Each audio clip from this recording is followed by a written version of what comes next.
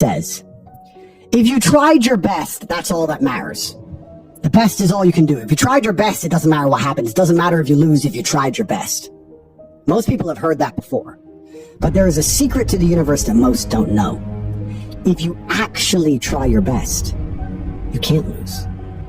Not pretend to try your best, not try your best 90% of the time, not try your best with excuses. If you genuinely try your best all of the time, all day, every day, it's impossible to lose.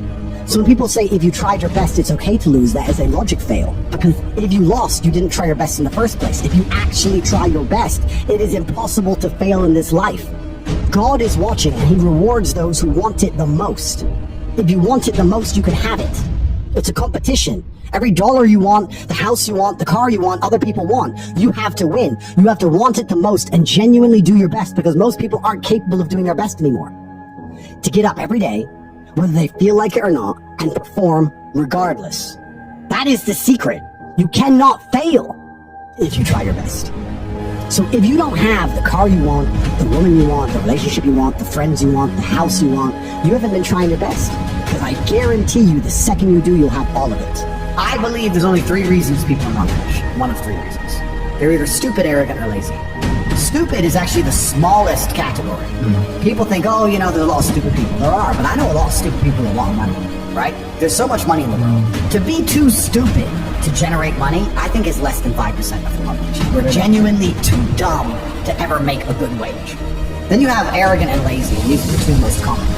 Lazy because people just, oh, you know, but I need time to myself. Oh, you know, but it's the evening. Or, you know, it's hyper-competitive. There are people who do not need time to themselves. There are people, there's an Indian in Islam, or there's a guy in Islamabad who do your job online for $3 an hour and he doesn't sleep.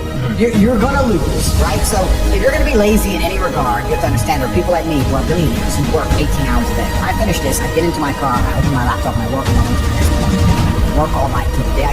When I go to sleep, I close my laptop when I'm sleeping. I work. That's all I do. Lazy is a big problem because people go, oh, but I just want to relax. If you just want to relax, that's fine. But you're competing against people who just don't want to relax, and you're going to lose. And the last, and I'd say that's around, a lot of people have that element to them. A lot of people are lazy. That's about 50% of people. But the main reason people are not rich is because they are arrogant. If you were to take somebody who says, I'm doing my best, I'm really trying, and you were to get an exact schedule of their last week and find all the times they've wasted time, you'd say, look, you've wasted time, wasted time, wasted time, wasted time. You know what's actually amazing? Most of those people are not even self-reflective enough to go, you're right, I'm not trying my best. You know what they'd say?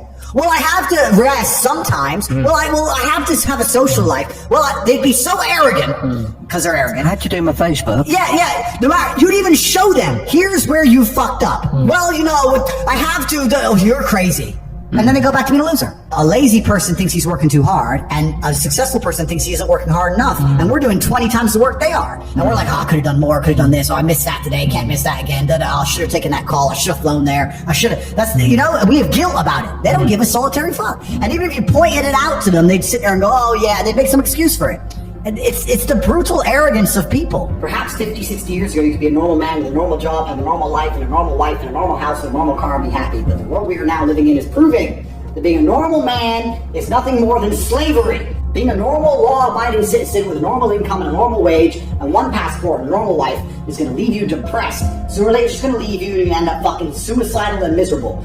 This is what I don't understand about people, especially men in the world today. Why are they so worried about being afraid? Why are they so worried about, I was afraid every time I fall. Yeah. I fall anyway. Yeah. Like, I don't let fear guide what I'm going to do. I do what I'm supposed to do regardless of how I feel. So I don't see anything wrong with feeling fearful. I don't see anything wrong with feeling stressed or under pressure or anxious. All these things men are trying to get rid of. And I talk about men specifically. I gender this because I'm a man. I don't know how it feels to be a woman.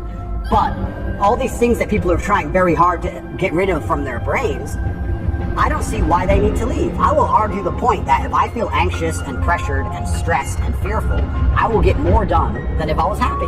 I think if I was happy, I'd just be hedonistic and just wasting my time. I think that you get a whole bunch done with these negative connotations and negative emotions, and I think that life is suffering and pain, and you're here to go through it, and the sooner you get used to the taste, the more successful you're going to be. I have no interest in trying to change the flavor, my friend. The flavor of life is pain, and I will eat all of it. And it doesn't matter if they put me back in jail or not. I'm not sitting there going, how can I be happy in jail? I will sit in jail and say, yes, this sucks, it's supposed to suck. Yes, I'm not enjoying this. Yes, I'm anxious and paranoid. And yes, that guy might stab me. And yes, I can't sleep and I miss my family. And this is what's supposed to happen to me. And this is how I become the best man I can possibly be. And I'm going to succeed regardless. So if you're not the person who's waking up every day going, how do I improve my existence? Then nobody is. Nobody on the planet is considering improving your one spin on Earth. No one else cares. Nobody else cares. So if you don't care, then you're fucked. So you need to wake up and care. And it's amazing to me, like you're saying, how did I find my mentors? I just tried a bunch of them. Like when I had no money, I would try very hard to, I'd listen to lots of different people, or I'd try different things, and I wasn't scared to invest in myself, because I understand that, look, if he's taking time out of his life, then I need to reward him for it financially. And I tried very hard, and I listened, and I paid attention, and I was never lazy. I don't believe there's a person on the planet who pays attention, tries their best, is never lazy, is on time, works hard, has a mentor, and is giving it his all, who isn't rich. I don't believe it.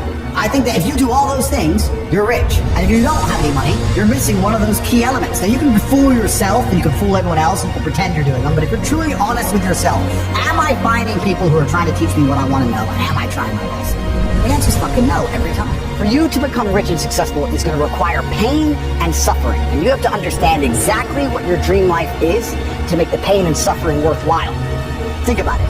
Have you ever been to the gym and seen a person in fantastic physical condition? They're strong, they're ripped, they're large. And you say to them, how did you get so big and strong? And they say,